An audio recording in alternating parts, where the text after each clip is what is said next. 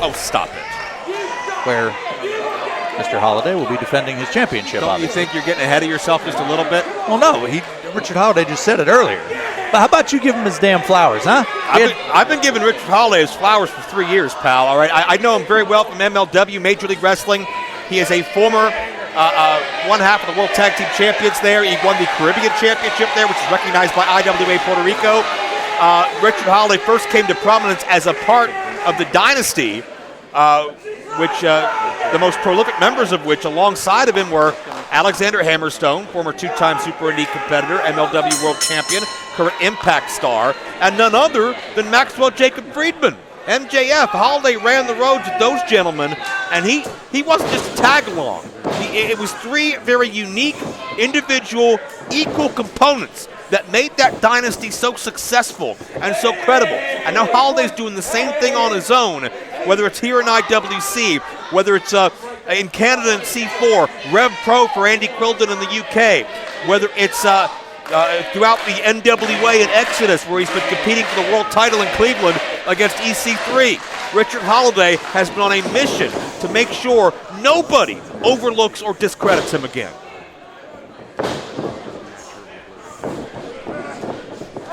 Let's look at Ganon Jones Jr., though, who's backed into the corner.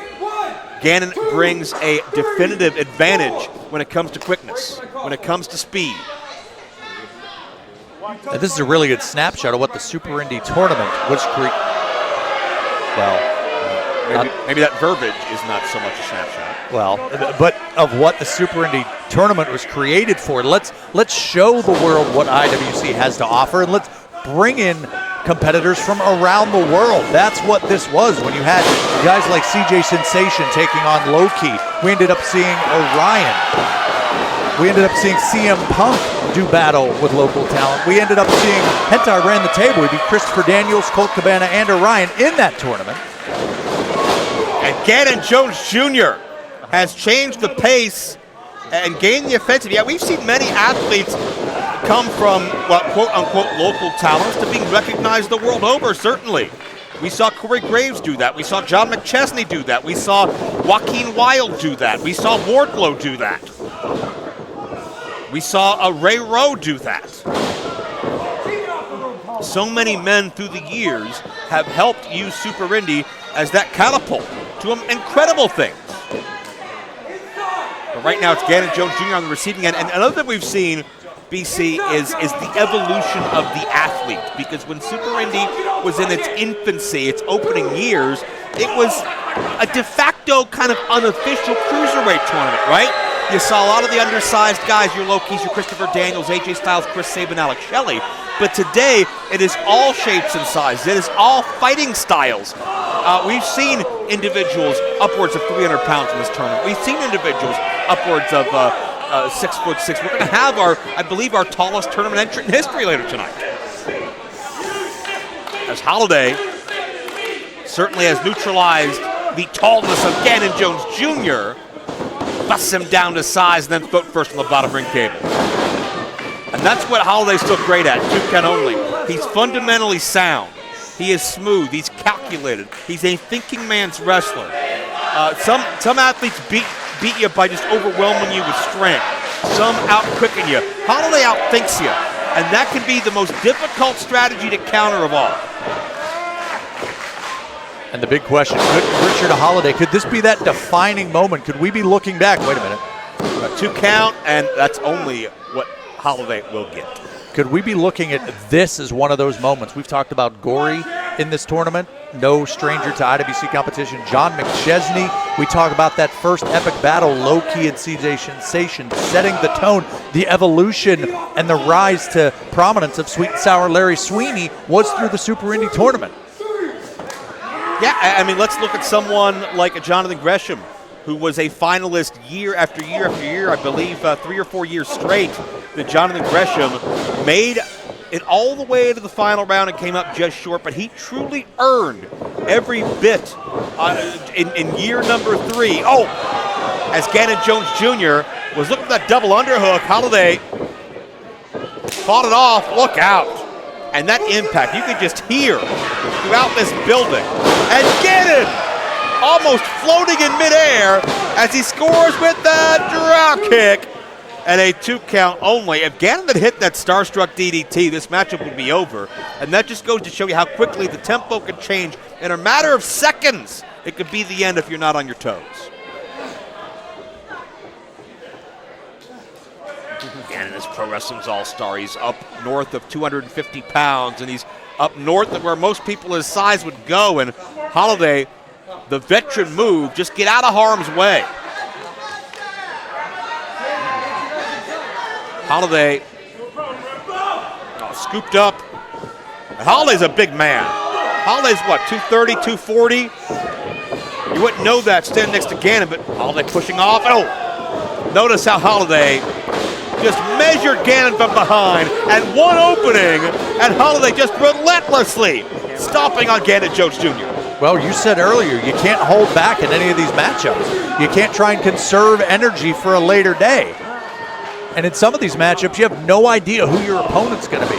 That match hasn't happened. You don't know who you're going to be facing against, so you really got to have a short memory as far as adapting on the fly and preparing for the future. But right now, you got to focus on the task at hand. The task at hand for Richard Holliday is Ganon Jones Jr. Well, Holliday is tournament tested as well.